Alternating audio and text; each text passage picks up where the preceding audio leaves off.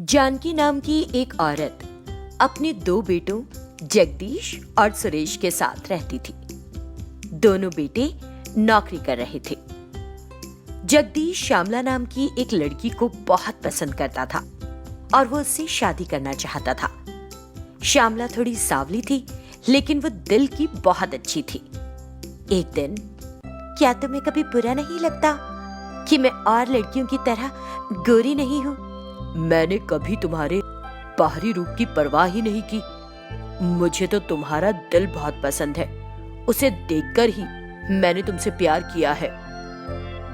तुम मुझे पसंद करते हो, लेकिन क्या इस सांवले रंग के साथ तुम्हारी माँ भी मुझे पसंद करेगी? चिंता मत करो, एक बार हम शादी कर लेंगे तो फिर वो क्या कर सकती है। चलो, हम कल ही शादी कर लेंगे। उसने श्यामला को विश्वास दिलाने की कोशिश की। उधर दूसरी ओर जानकी अपने बेटों के लिए सुंदर लड़कियों की तलाश कर रही थी। मैं कितनी भी तस्वीरें देख लूं, लेकिन मुझे तो अपने बेटों के लिए कोई लड़की पसंद ही नहीं आती। चाहे कुछ भी हो जाए, मुझे अपने बेटों के लिए अच्छी दिखने वाली लड़कियां ही चाहिए कि मेरी बहुओं की तारीफ करते लोग न थके। लेकिन अगले ही दिन जगदीश ने श्यामला से शादी कर और उसे घर ले आया। जानकी उन्हें देखकर सदमे में आ गई। अरे, ये सब क्या है? माँ, हम दोनों ने शादी कर ली है। वो तो दिख ही रहा है कि तुम दोनों ने शादी कर ली है, लेकिन मुझे बताए बिना। मैंने आपको बताने के बारे में सोचा माँ, लेकिन फिर मुझे लगा आप इसके लिए सहमत नहीं होंगी। तुमको शादी करने के लिए इस कोयले जैसे चेहरे के अलावा और कोई लड़की नहीं मिली क्या? मैं तुम्हारे लिए एक सुंदर पत्नी लाने का सपना देख रही थी, लेकिन तुमने उस सब पर पानी फेर दिया। उसने बहुत कठोर शब्दों से बहू का स्वागत किया।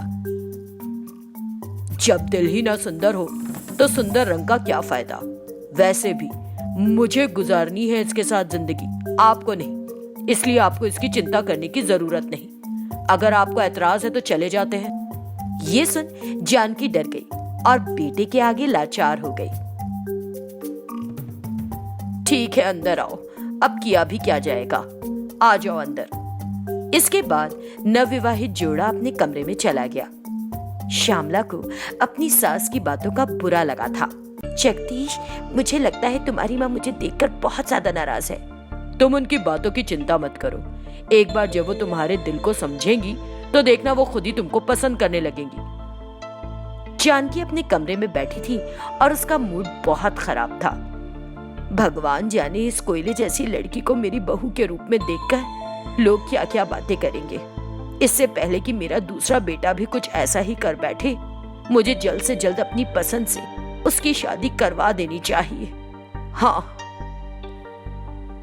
फिर एक हफ्ते के भीतर ही जानकी ने अपने दूसरे बेटे के लिए एक खूबसूरत लड़की ढूंढ ली और उसकी शादी भी करवा दी। दूसरी बहू दिव्या एक गोरी और सुंदर लड़की थी। जानकी उसके साथ अच्छा व्यवहार करती और श्यामला को तो वो कभी भी अपनी बहू मान ही नहीं पाई थी। एक दिन की बात है, जानकी एक समारोह में जा रही थी। दिव्या, दिव्या, जरा यहाँ तो आना बेटा। बोलिए माँ जी। जल्दी से तैयार हो जा, हमें किसी के घर समारोह में जाना है। क्या सिर्फ हम दोनों ही?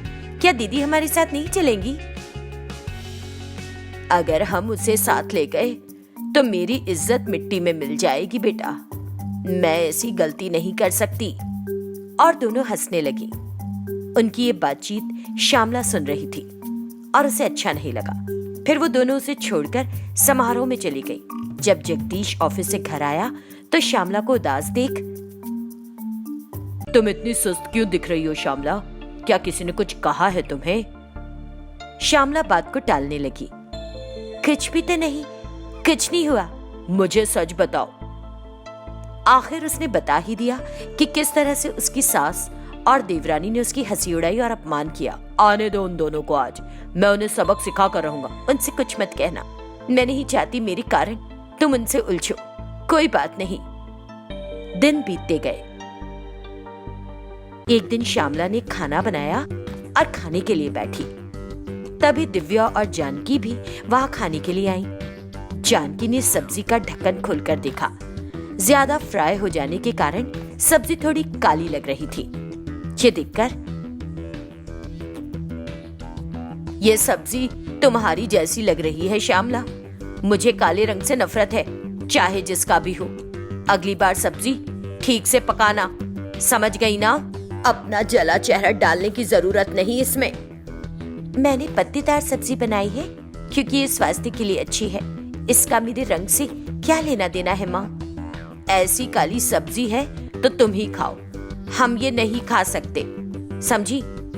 ऐसी कड़वी बातें कहकर वो दोनों फिर से श्यामला पर हंसने लगी। श्यामला को अच्छा नहीं लगा और वो बिना खाए ही उठकर चली गई। कुछ दिनों बाद एक दिन दिव्या कहीं जाने के लिए तैयार होकर आई तो जानकी ने उसे पूछने के लिए, कहाँ जा रही हो? माँ जी, मेरा मेकअप का सामान खत्म हो गया है और मुझे तुरंत जरूरत है। इतनी गर्मी में तुम क्यों बाहर जा रही हो? चलो श्यामला को बाहर भेजते हैं, वो तो पहले से ही इतनी काली है, सूरज भी उसका क्या बिगाड़ लेगा।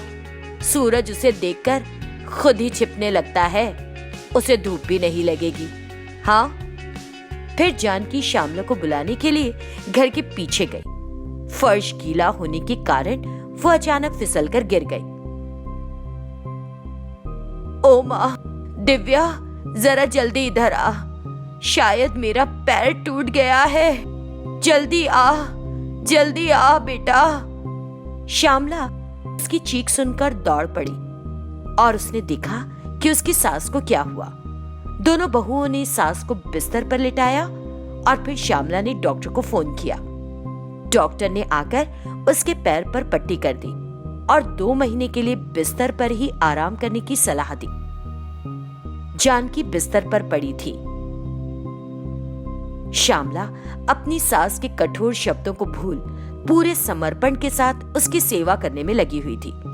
दूसरी तरफ दिव्या ने कभी अपनी सास से पूछने तक की जहमत नहीं उठाई कि उसका स्वास्थ्य कैसा है।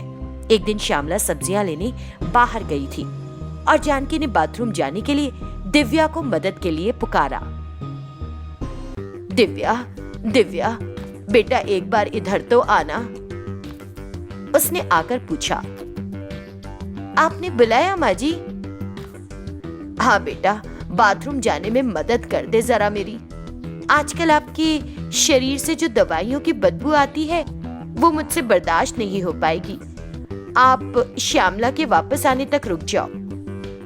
और वो वहां से चली गई। दिव्या की बात सुनकर जानकी सख्ते में आ गई। श्यामला के दिल की अच्छाई न समझकर मैंने बड़ी भूल की। अब मुझे साफ साफ दिखाई दे रहा है कि कौन कैसा है। हमें कभी किसी की सुंदरता या त्वचा के रंग को इतना महत्व नहीं देना चाहिए। हमें दिल को समझना चाहिए। वो खुद को दोषी महसूस कर रही थी। तभी श्यामला घर लौट आई। क्या हुआ माँ जी, आप उदास क्यों हैं? मुझे माफ कर दो श्यामला बेटी, मैंने उल्टी सीधी बातों से हमेशा तुम्हारा दिल दुखाया है, इसलिए भगवान ने मुझे ऐसी सजा दी। आप वो सब भूल जाइए माँ जी, मैंने उन सब बातों को कभी भी अपने दिल से नहीं लगाया था। आप आराम करिए और ठीक हो जाइए बस जल्दी से। तब से जानकी श्यामला के उदार और दयालु दिल को समझने लगी और उसको बहुत सम्मान देने लगी। अब उसके दिल में उसकी बड़ी बहू की कद्र। राजू और नीरजा कमलापुर में रहते थे और शादी के 1 साल के अंदर ही उनको जुड़वा बच्चियों का आशीर्वाद मिल गया था। उन्होंने सावली त्वचा वाली का नाम नलिनी और गोरी त्वचा वाली बच्ची का नाम दिव्या रखा था। माँ नीरजा सावली लड़की के बारे में हमेशा सोचती रहती थी, हे भगवान, तुमने मुझे इतनी काली लड़की क्यों दी? मैंने ऐसा क्या गलत किया था? अगर मैं अपनी इस कोयले जैसी लड़की को अपनी जान पहचान के लोगों के पास ले जाऊंगी तो कैसा लगेगा? चंपा बुआ तो पूरे दांत दिखाकर हंसेगी मुझ पर। वो ऐसी सोच में उलझी हुई थी कि उसका पति वहां आया। नीरजा, उदास क्यों लग रही हो तुम? मेरी चिंता हमारी इस सावली लड़की को लेकर है। तो क्या हुआ? अगर उसका रंग गहरा है तो हर कोई एक जैसा नहीं होता। चिंता करना छोड़ दो और हो सकता है अच्छे साबुन का इस्तेमाल करके उसका रंग निखर भी जाए, है ना? फिर नीरजा उसकी त्वचा को गोरा करने के लिए तरह तरह के साबुन और क्रीम लेकर आई। सब कुछ आजमाने के बाद भी उसकी त्वचा के रंग में कोई बदलाव नहीं आया। समय गुजरने के साथ बेटियां बड़ी हो गईं। नलिनी का रंग सांवला होने के कारण नीरजा उसके साथ सौतेली मां सा व्यवहार करती थी। वो दिव्या को ही अपनी बेटी मानती थी। लेकिन राजू दोनों बेटियों को एक समान मानता था। एक दिन की बात है, नीरजा और दिव्या तैयार होकर बाहर आई। नलिनी तुम घर पर ही रहो, हम लोग काम पूरा करके वापस आएंगे। लेकिन माँ, मैं भी आऊंगी आपके साथ। तुम सोच भी कैसे सकती हो कि मैं तुम जैसी सांवली लड़की को अपने साथ ले जाऊंगी? अगर मैं सबको बताऊंगी कि तुम मेरी बेटी हो तो सब हंसेंगे ना। नलिनी को बहुत बुरा लगा, लेकिन फिर भी वो उसे छोड़कर चली गई। क्या इस रंग के साथ पैदा होना मेरी गलती है? माँ मेरे साथ ऐसा व्यवहार क्यों करती है? वो उदास बैठी थी कि तभी राजू आया। नलिनी, अकेली क्यों बैठी हो? माँ और बहन कहाँ है तुम्हारी? वो दोनों किसी काम से बाहर गई पापा। तो फिर तुम क्यों नहीं गई? नलिनी ने पिता को सब कुछ बता दिया। सब कुछ सुनकर राजू को बहुत गुस्सा आया। कुछ समय बाद नीरजा और दिव्या घर वापस आए। नीरजा, ये सब क्या है? नलिनी के साथ ऐसा व्यवहार क्यों कर रही हो?